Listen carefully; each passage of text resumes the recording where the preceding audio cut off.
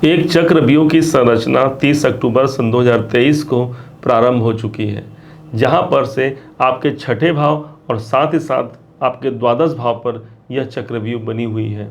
कैसे इससे पार निकल करके इसी के राहु के कार्यकाल में ही अर्थात अगले 18 महीने में ही हम सफलता की श्रेष्ठतम ऊंचाई को प्राप्त कर पाते हैं, इसी बात को लेकर के हम ये वीडियो आपके लिए लेकर के आए हैं। जानने का प्रयास करते हैं कैसे इन्हीं राहु केतु के द्वारा हम बहुत कुछ प्राप्त कर सकते हैं। ध्यान रखिएगा, इसे आप अपने लग्न राशि के अनुसार देखेंगे, तुला लग्न राशि के अनुसार देखेंगे तो सटीकता ज़्यादा बैठेगी। समझने का प्रयास करते हैं कि वास्तव में होने क्या जा रहा है। राहु जहां उपस्थित है उस स्थान से आपको डराएंगे, परंतु ध्यान रखिएगा, जो डर गया वो मर गया। लेकिन बल्कि इससे आगे निकल करके उस भाव पर यदि हमने अपना कंट्रोल बना लिया तो ध्यान रखिएगा, डर के आगे ही जीत है, और वही जीत वही सफलता आपके जीवन में भी ये राहु दे जाएंगे। ठीक ये राहु देवता आपके छठे भाव में और इससे 180 डिग्री की दूरी पर केतु देवता विद्यमान है आपके 12वें घर पर। माना जाता है राहु यदि यहाँ पर उपस्थित होंगे तो अब राहु के लिए यह प्लेसमेंट बहुत अच्छा माना गया है। तो इस हिसाब से तुला लगन के लिए ये बहुत ही अच्छी स्थिति मान सकते हैं, क्योंकि राहु छठे भाव पर जाकर के इनके रोग ऋण शत्रुओं का समाधान करेंगे। अन्यथा यही राहु देवता आपके रोग ऋण और शत्रुओं की वृद्धि भी करा सकते हैं। क्यों? क्योंकि छठे भाव पर राहु देवता बैठे हैं, उस भाव से आपको भयभीत करा सकते हैं। कैसे अब इस राहु के शुभ प्रभाव को लिया जाए, कैसे इस चक्रव्यूह का खंडन किया जाए, इसी बात को अब हम समझने वाले हैं। ध्यान दीजिएगा, राहु वो चाहत है जिससे आप अपना पीछा छुड़ा ही नहीं सकते। जहां पर राहु विद्यमान रहेगा वहां पर आपकी भूख रहेगी, आपकी तड़प रहेगी, आपका जुनून उस भाव से जुड़ा हुआ रहेगा। इस हिसाब से देखा जाए तो आपकी सबसे ज़्यादा जो चाहत हो जाएगी वो आपके छठे भाव अर्थात आपके नौकरी, आपके करियर के लिए। नौकरी का स्थान है छठा भाव, इसलिए जो लोग जॉब करते हैं इस टाइम पर सबसे बड़ी उनकी वही चाहत होगी, कैसे मैं अपने जॉब को एक चरम ऊंचाई तक ले जा सकूं, उच्च पद की प्राप्ति मैं कैसे करा पाऊं। इनसे आप जुड़ने वाले हैं। इसके टेक्निक ही यही होंगी कि आपको वहां से जुड़ करके सबसे ज़्यादा फोर्सली आपको काम करना होगा, सबसे ज़्यादा आपको वहां पर अपना मस्तिष्क और ध्यान, तन मन धन तीनों ही लगाना होगा। छठा भाव जो आपके जॉब का होता है, छठा भाव हमारे मेहनत का होता है, इसलिए आपको अपने मेहनत से प्यार होना पड़ेगा इस टाइम पर, यदि इस राहु के सुप्रभाव को चाहिए तो। अन्यथा राहु कहेगा भाई इसकी चाहत तो मेरे घर पर है ही नहीं, अर्थात जहां पर है तो मैं इसे अच्छा रिजल्ट कैसे दूं। तो इस टाइम पर अपने मेहनत से आपको लगाव होना चाहिए। चरे मेती आगे बढ़ना ही आपका परम कर्तव्य है। उस भाव को यदि आपने समझा, इस राहु के इस प्रयास को, तो आपने सफलता को आपने प्राप्त कर लिया। छठा भाव चूंकि हमारे कर्जे को प्रदर्शित करता है, इस देख लीजिएगा अगले 18 महीने तक ये राहु देवता आपके छठे में रहेंगे। आपको कर्जे से जुड़ना ही पड़ेगा। लेकिन कर्जे भी दो प्रकार के होते हैं। एक कर्जे अच्छे कर्जे होते हैं जो हमारे जीवन में हमको ग्रोथ दिला जाते हैं। तो अगर आप कर्जा चाहते हैं, राहु यहाँ पर उपस्थित है, कर्जे आपको मिलेंगे। यदि आपके पहले से कोई कर्जे बने हुए हैं, आपको वहाँ से अपने आप को जोड़ना पड़ेगा कि कैसे मैं अपने कर्जों को दूर पर करा पाऊँ। आपकी चाहत होनी चाहिए वहाँ, ये नहीं कि भाई मुझे एक कर्जा चल ही रहा है, दूसरे कर्जे के लिए फिर मैंने प्रयास किया, फिर तीसरे कर्जे के लिए। राहु देवता यहाँ नेगेटिव प्रभाव देंगे ही देंगे। लेकिन यदि आपने ये भी काम कर लिया कि कैसे मैं उस कर्जे से मुक्ति पा सकूं, कैसे मैं उस कर्जे का एक कोई और विकल्प ढूंढ सकूं, तब समझिए राहु ने आपके लिए सही काम किया है और आपने इस राहु के अनुसार काम किया है। ये होगा उस चक्रव्यूह को तोड़ने का तरीका। और दूसरा, यही वो स्थान होगा जो आपके स्वास्थ्य संबंधी चिंताओं का है।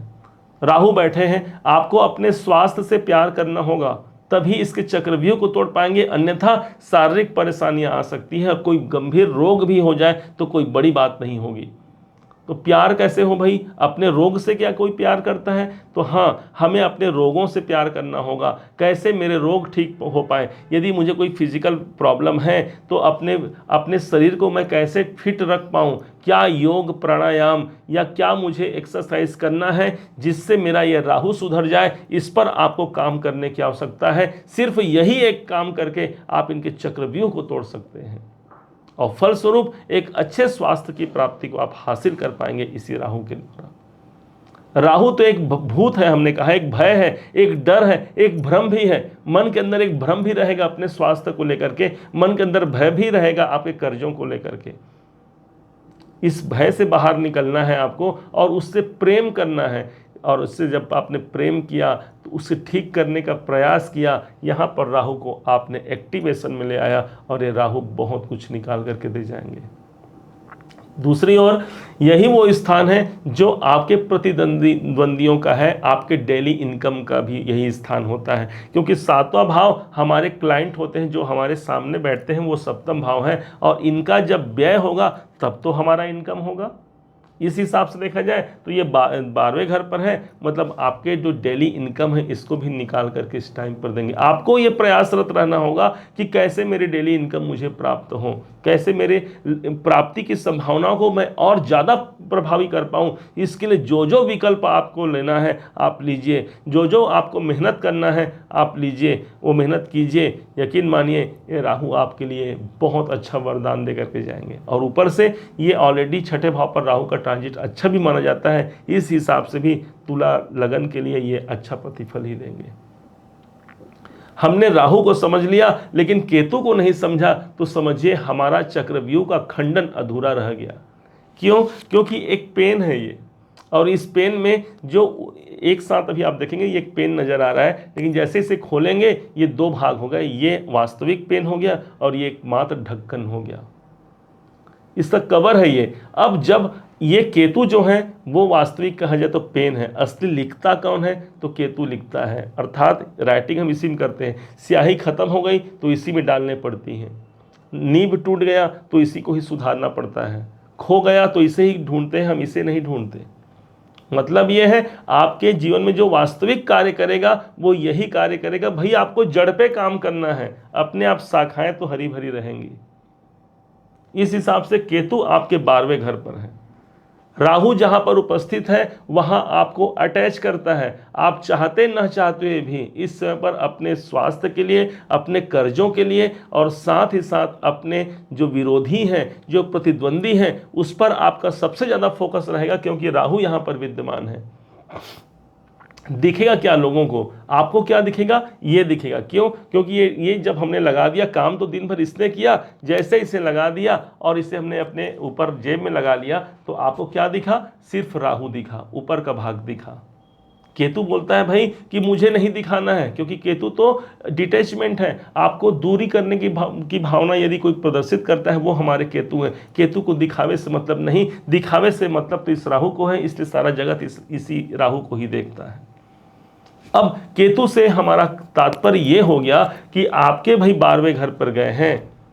केतु बोलता है भाई मैं 12वें घर पर गया हूं, मुझे बहुत ज़्यादा खर्चों से मतलब नहीं, बहुत बड़े इन्वेस्टमेंट से मतलब नहीं, तो करना क्या है? तो केतु बोलता है भाई इस समय तो 12वां घर हमारी शांति है, 12वां घर हमारा मेडिटेशन है, 12वां घर हमारा ध्यान है, साधना है, और भूलना नहीं है 12वां घर ही परिवर्तन भी होता है। इस हिसाब से इस समय पर आपको कोई बहुत बड़े इन्वेस्टमेंट के लिए आपको अपने आप को ललायत नहीं करना है। करेंगे तो अच्छी बात है, लेकिन केतु बोलते हैं भाई मुझे इससे मतलब नहीं। आप इस समय पर क्या कीजिए? तो केतु से जुड़ जाइए। केतु बोलते हैं आध्यात्मिकता का यदि कोई प्रतीक ग्रह है वो हमारे केतु देव है, और मोक्ष स्थान 12वां घर हमारा मोक्ष है, और केतु हमारे मोक्ष के कारक ग्रह माने गए हैं। क्षमा कीजिए। तो केतु देवता हमारे मोक्ष के कारक माने गए हैं। तो इस कारण से इस टाइम पर इससे बड़ा आपके लिए अच्छा समय नहीं हो सकता अपने आप को उस परमात्मा से जोड़ने का।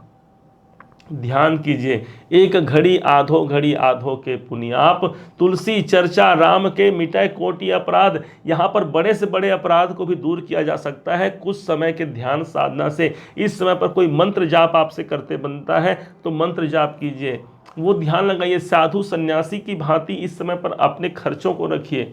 साधु सन्यासी क्या खर्च करते हैं भाई, लाखों करोड़ों रुपए राजा महाराजा बड़े बड़े मंत्री उनके कदमों पर ला करके पटक देते हैं, लेकिन उनसे उन्हें लाभ से कोई मतलब नहीं। वो लगा देते हैं अपने आश्रम पे, किसी और को दे दो, मुझे क्या चाहिए भाई, मुझे तो बस 2 वक्त की रोटी चाहिए। ये है हमारे केतु देवता जो आपके खर्च भाव पर गए हैं। तो बड़े बड़े खर्चों से केतु को मतलब नहीं। केतु तो बोलते हैं भाई मुझे बस 2 वक्त की रोटी मिल जाए, यही विधि राखे राम ते ही विधि रहिए। ये भावना जिस दिन आ गई आपके मन में, आपने समझिए इसके चक्रव्यूह को आपने तोड़ दिया, और यही केतु अथाह संपत्ति और आपको इन्वेस्टमेंट का लाभ दे पाएंगे, क्योंकि इन्वेस्टमेंट भाव पर ही केतु देव बैठे हैं। अब इस केतु से जुड़ने का एक और सबसे सटीक तरीका ये होगा कि अपने जो कमाई, जो अर्जित हमारी पूंजी है, या जो हमने जो कमाया है, सब पैसा नहीं करते, कुछ भाग यदि आप अच्छे कार्यों में, धर्म के कार्यों पे लगाते हैं, क्योंकि ये भाव हमारा व्यय का भाव है और केतु हमारे सन्यासी हैं, आध्यात्मिकता को प्रतीक है। तो यदि हमने कुछ पैसा धर्म के कार्य पर दान कर दिया तो वहां पर ये केतु आपके एक्टिवेशन में आ जाएंगे, आपको अच्छा रिजल्ट निकाल करके दे जाएंगे। कुल मिलाकर के ये समय बहुत ज़्यादा आपके लिए ध्यान साधना से युक्त होने का है। केतु आपको प्रभावित कर देंगे। राहु है, आपको अटैचमेंट करता है, राहु जोड़ता है, राहु के पास भूख है, राहु के पास ऊपर का हिस्सा राहु, नीचे का हिस्सा केतु। अब राहु बोलता है भाई इसे भूख चाहिए, भोजन चाहिए, लेकिन भोजन कितना भी खाए उसे पता ही नहीं, क्योंकि पेट होता तो उसे पता चलता कि मैंने ज़्यादा खाया कि कम खाया। इसी प्रकार से इस समय पर लालसा भी आपकी बढ़ सकती है, और लोन ले लो, कर्जा और बढ़ा लो, मैं ठीक कर लूँगा। इस पर आपको नियंत्रण रखना है। नियंत्रण का मतलब यदि आपने उसका विकल्प ढूंढ लिया है तब कोई बात नहीं, लेकिन सिर्फ एक अपने जीवन में कोई भूख को मिटाने के लिए इस समय पर कोई बड़ा रिस्क लेने से आपको बचना होगा। हालांकि बता दें आपको, यदि आपने रिस्क लिया और उस पर अच्छे से मेहनत भी किया, आपने परिश्रम लगाया, क्योंकि छठा भाव आपका परिश्रम है, बहुत कुछ राहु यहां पर दिला सकते हैं। उसी लोन से ही आपको इतना कुछ दिला सकते हैं जो शायद अब तक पिछले पूरे जीवन में आपने प्राप्त नहीं किया होगा।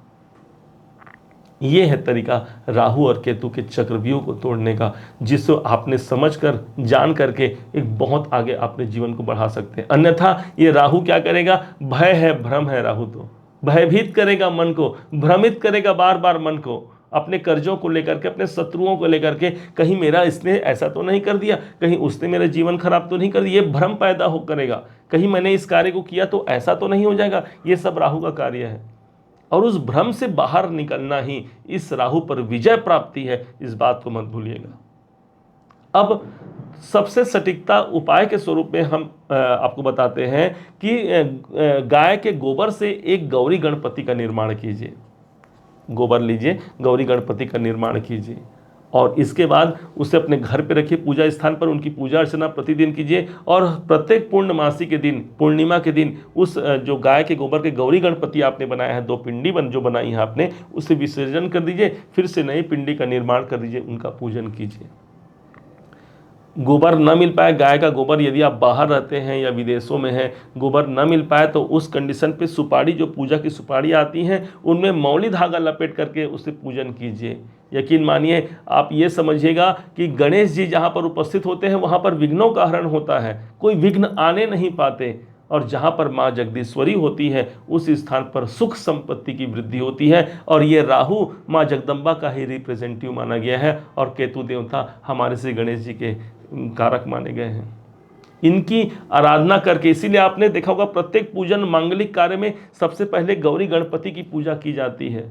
मतलब यही है कि जो बाधाएं हैं, जो विपत्तियां हैं, वो ना आने पाए, अर्थात राहु केतु से जनित जो परेशानियां हैं, जो विपत्तियां हैं, वो ना आने पाए। और इसको यदि हमने समझा कर लिया, बहुत सफलता। अभिमन्यु को देखिए, अभिमन्यु को यह ज्ञात ही नहीं था कि चक्रव्यूह से वापस कैसे निकलना है। उसे तो सिर्फ एक ही बात याद थी कि चक्रव्यूह में प्रविष्ट कैसे होना है, और प्रविष्ट हो जाते हैं। लेकिन देखते हैं ऐसा ही हमारे जीवन में भी होता है, हम भी प्रविष्ट तो हो जाते हैं, लेकिन बाहर निकलने का मार्ग नजर नहीं आता, और वहीं पर फंस करके रह जाते हैं। और यकीन मानिए कि संसार में सभी कोई आपको नहीं चाहते कि आप कोई बहुत ऊंचा उठ पाएँ या बहुत आप प्रोग्रेस कर पाएँ। जो आपके क्लोज़ हैं, जो आपके अपने हैं, वो ही आपको ये चीज़ चाहेंगे कि आप अपने जीवन पर बेहतरी की प्राप्ति करा पाएँ। और इसी कारण से इन्हें आपको समझना है, इनको आपको जानना है। इनको जान और समझ करके बहुत ऊंचाई को आप प्राप्त कर सकते हैं। क्यों? क्योंकि बुरा जो देखन मैं चला, बुरा न मिलिया खोए कोय, जो मन खोजा आपना तो मुझसे बुरा न कोय। इस हिसाब से ये राहु केतु आपके जीवन पे बहुत कुछ प्रदर्शित करा पाएंगे, बहुत कुछ आपके जीवन को परिवर्तन करा पाएंगे। इस धारणा को लेते हुए हम आपको बहुत शुभकामनाएं प्रदान करते हैं। उम्मीद है आप सबने इसे समझा है, आप सबने इसे जाना है। यदि आपने इसे समझा है, जाना है, मेरे समझाने का प्रयास यदि आपको सार्थक लगा हो, मेरे समझाने का तरीका यदि आपको सार्थक लगा हो, तो हर बार की भांति इस बार भी अपना प्यार भरा लाइक और कमेंट करना कभी मत भूलिएगा। और हाँ, यदि अभी तक आपने चैनल को सब्सक्राइब नहीं किया है, सब्सक्राइब भी कीजिएगा। पुनः एक बार फिर आप सभी का दिवस बहुत मंगलमय हो। इन्हीं शुभकामनाओं के साथ जय श्री राम।